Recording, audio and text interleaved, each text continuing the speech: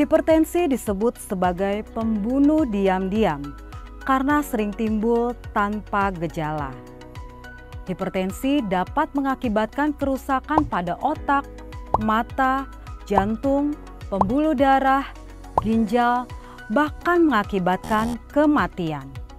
1 dari 5 orang dewasa di seluruh dunia menderita hipertensi.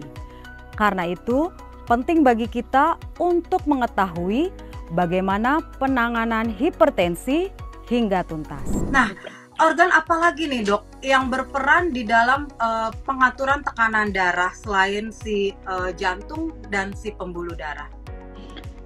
Tekanan darah itu dipengaruhi jantung, pembuluh darah, ginjal, ya, dengan semua hormonalnya. Kemudian terkait juga oleh fungsi paru. Jadi kalau kan related sama jantung ya. Jadi biasanya pasien-pasien dengan, walaupun nggak secara langsung, pasien-pasien dengan gangguan paru tuh bisa ada problem di jantung kanan. Otomatis juga pengaruh ke tensi. Kemudian penyakit metabolik itu related to hormonal kan. Hormon itu kan ada di dalam tubuh ya. Di semua organ itu juga ada hormon. Nah itu juga pengaruh ke tekanan darah. Makanya sekarang kalau memang Bapak Ibu di sini, teman-teman Nutrimax di sini ada punya tekanan darah yang nggak turun-turun, itu nggak bisa cuman fokus pada obat. Tidak hanya fokus pada obat ya, tapi fokuslah pada pertama menurunkan keradangannya itu gimana caranya.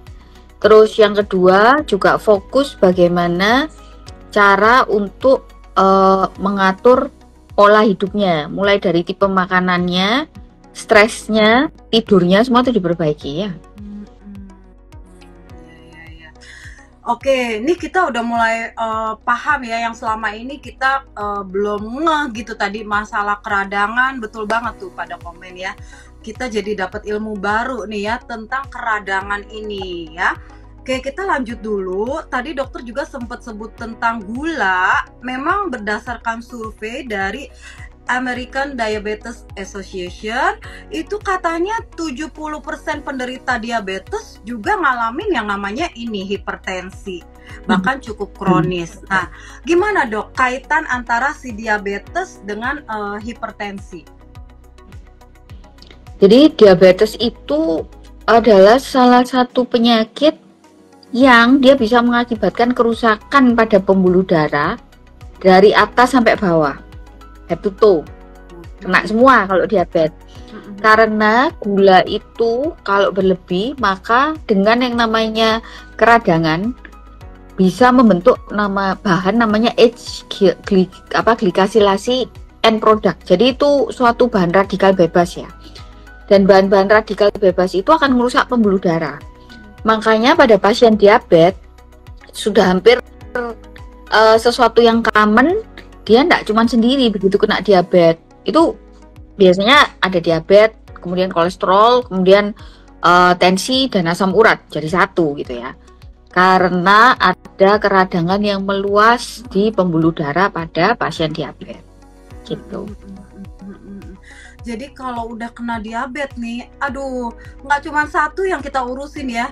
Yang lain, penyakit-penyakit lain ngikutin ya dok ya. Ada hipertensi, bisa juga asam urat ya, aduh.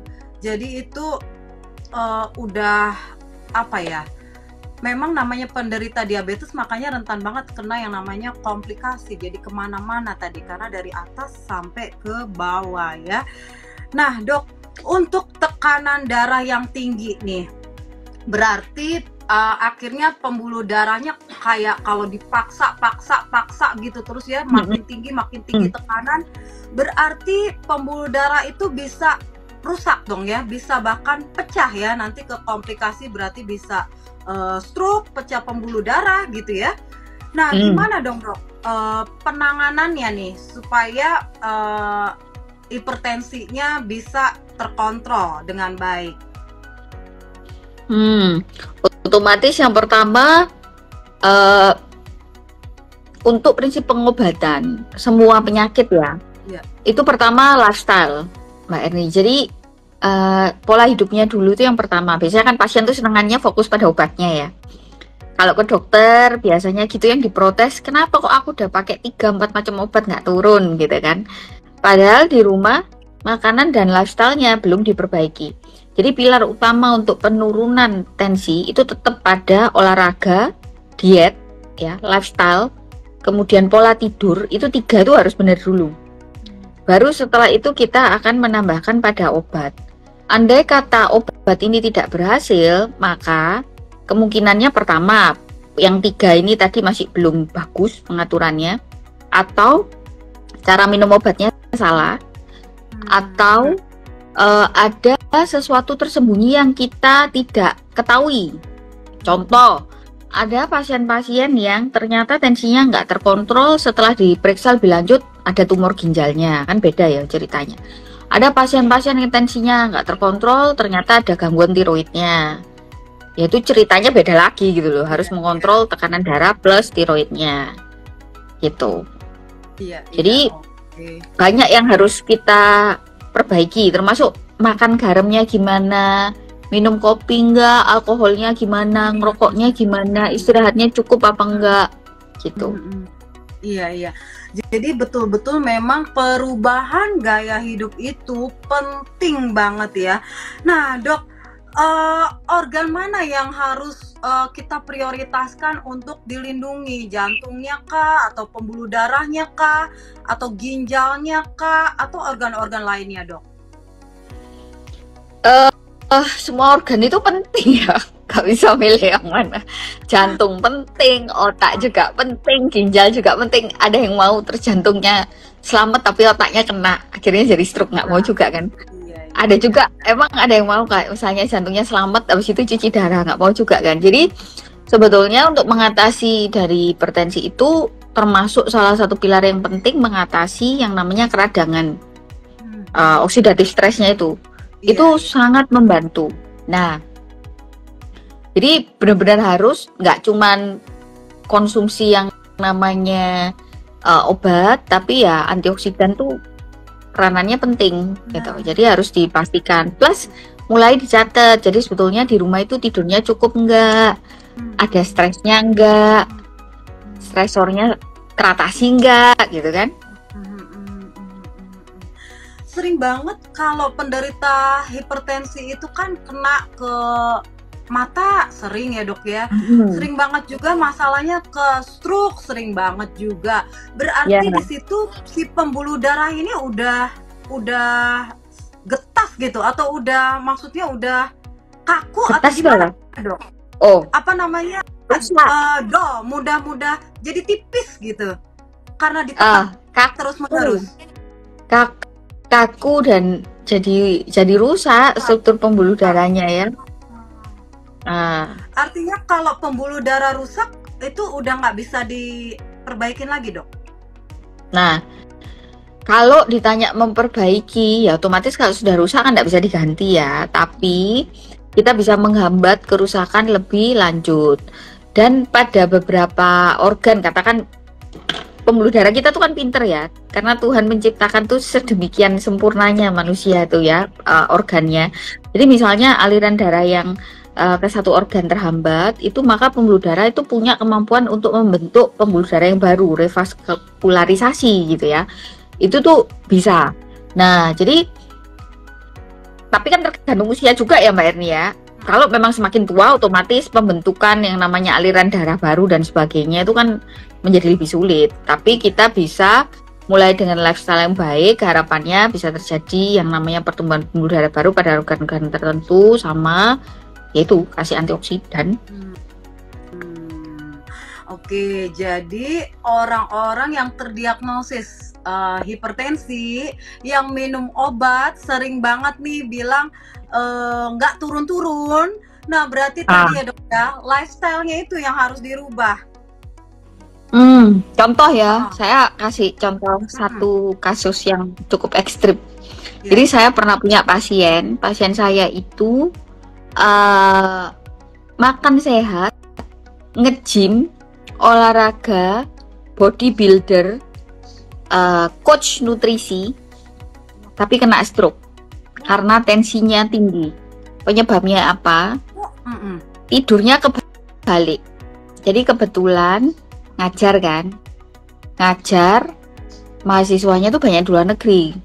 Ya, jadi jamnya kan nggak sama kayak di Indonesia. Kita tidur sana bangun, kebalik. Nah, akhirnya walaupun lifestyle yang lain oke, terjadilah hipertensi, akhirnya stroke. Nah, jadi yang namanya tidur sesuai dengan fitrah kita, waktunya bobok ya bobok gitu, jangan dibalik-balik. Ya dok, gimana dong kalau yang kerjanya shift gitu dok, kasihan dong ya. Kita ya makanya ada caranya sih sebetulnya. Jadi kayak kita waktu dulu sekolah itu kan juga jam tidur kebalik-balik ya. Karena kita kalau pas lagi sekolah spesialis itu kita kerja 24 jam. Kemudian besoknya kita masih nggak langsung pulang kan. Besok itu masih kerja lagi, paling nggak sampai jam 3 sorean. Jadi bisa dihitung berapa jam, 24 jam plus besok sampai jam 3 sore. Nah setelah itu kita pasti tidur, sehingga pada saat pendidikan itu diatur supaya kita tuh nggak setiap hari kayak gitu, dijeda. Jadi mungkin seminggu sekali, seminggu 2 kali gitu. Nah sama, buat para pekerja yang malam, maka yang bagian ngatur jadwal ini bisa ngakali. Misalnya setelah jaga malam nih, ya besoknya di off kan, kasih tubuh untuk istirahat gitu. Kalau misalnya 2 hari lagi, 3 hari lagi mau ini lagi ya seperti itu, dan di rotasi. Nah itu cukup membantu. Harus ada rotasi, betul banget ya. Iya. Nah ini yang kerjanya malam nih pada komen. Iya. Jadi jangan berarti tadi yang coach tadi dia terus menerus gitu ya dok ya. Terus menerus dia nggak sadar, dia pikir mungkin oh kan lifestyle saya sudah oke gitu ya, dikira bisa diatasi dengan itu ya. Betul. Dan kalau sekarang tuh kan mungkin kalau teman-teman lihat ya, ada kemarin survei, ada survei dari mana ya, kalau penyakit mental itu semakin lama semakin banyak, termasuk yang namanya ansietas lah. Itu padahal pengaruh kan ke sini ya. Ke sini tuh pasti pengaruh. Jadi saya baca surveinya itu sudah gini, waduh kalau penyakit mentalnya banyak, abis ini penyakit metaboliknya banyak, yang hipertensi tambah banyak, yang hiperkolesterol pasti tambah banyak, yang nyeri lambung pasti tambah banyak, yang diabetes pasti tambah banyak. Waduh. Berarti benar-benar perubahan zaman ya, perubahan zaman dari zaman dahulu kala sampai zaman sekarang tuh mengubah kehidupan dan bikin tambah banyak penyakit dong ya dok ya. Iya loh, kalau misalnya saya nggak tahu ya, maksudnya kalau saya dulu waktu pas kecil biasa ke rumah nenek, ke rumah eyang itu kan ya ngelihat yang namanya laut, ngelihat yang namanya tanaman, kan sepi ya kalau dulu di desa ya. Mainan saya dulu sama lumut gitu-gitu tuh kan tenang ya. Kalau anak sekarang kan mainnya gadget. Padahal salah satu cara untuk ngurangi pikiran yang lagi stres dan sebagainya, gadget dimatiin, ditaruh itu loh. 3 jam itu pikiran bisa tenang. Coba deh. Kalau lagi sumpek gitu jangan tambah buka gadget. Sama ndak karu-karuan. Iya betul banget nih tips dari dokter. Nah dok, tadi masalah orang udah minum obat berarti pola hidupnya nih yang harus dirubah. Tapi ada juga yang dia ini udah minum obat tapi dia berhenti sendiri gitu dok. Karena kalau minum obat dia malah jadi kelayangan gitu, lemes. Jadi tekanan darah dia pikirkan udah normal. Nah, perlu nggak dok? Kalau sudah begitu kita masih kontrol ke dokter, atau kita bilang kan saya punya tensi nih di rumah, ya udah obat stop, karena kalau saya minum obat terus malah jadi pusing, tekanan darahnya takut drop, malah jadi takut pingsan gitu. Kita masih perlu kontrol nggak sih dok kalau orang hipertensi yang tekanan darahnya udah normal? Jadi gini, kan kembali lagi untuk pengobatan hipertensi, maka yang utama, pilar utama itu kan kita harus ubah lifestyle sama pola makan, pola hidup. Nah, seringkali pasien-pasien ini setelah kena hipertensi sudah dikasih tahu kan, Pak nggak boleh ngerokok, Pak makannya harus rendah garam, harus olahraga dan sebagainya, dijalankan. Dengan dijalankan plus pasiennya katakan berhasil turun berat badan nih 10%, otomatis tensinya akan ikut turun. Pasti. Nah, jadi bisa jadi karena yang pertama lifestyle-nya ini dibetulin, tensinya jadi turun. Kalau sudah seperti itu, maka biasanya obat itu akan diturunkan terlebih dahulu. Jadi tidak untuk dihentikan mendadak ya. Jadi pasti nanti akan diturunkan dulu sama dokter yang merawat. Setelah itu dilihat masih ada keluhan nggak. Kalau memang masih rendah banget tensinya, terus masih ada keluhan, maka baru obat itu akan dihentikan. Nah, terus tetap kontrol ke dokter nggak dok? Ya tentunya kalau sudah oke, benar-benar bagus lifestyle-nya, makannya bagus, itu tidak akan sebulan sekali kontrol. Biasanya akan kita mundurkan, dilihat 3 bulan, 6 bulan gitu ya. Kenapa kok gitu? Karena yang namanya usia itu kan terus berjalan ya Mbak Erni ya. Maksudnya kita tuh semakin lama semakin tua. Katakan kita terkena hipertensi usia 50 nih. Kita bisa diet, olahraga, makan sehat gitu ya, umur 50.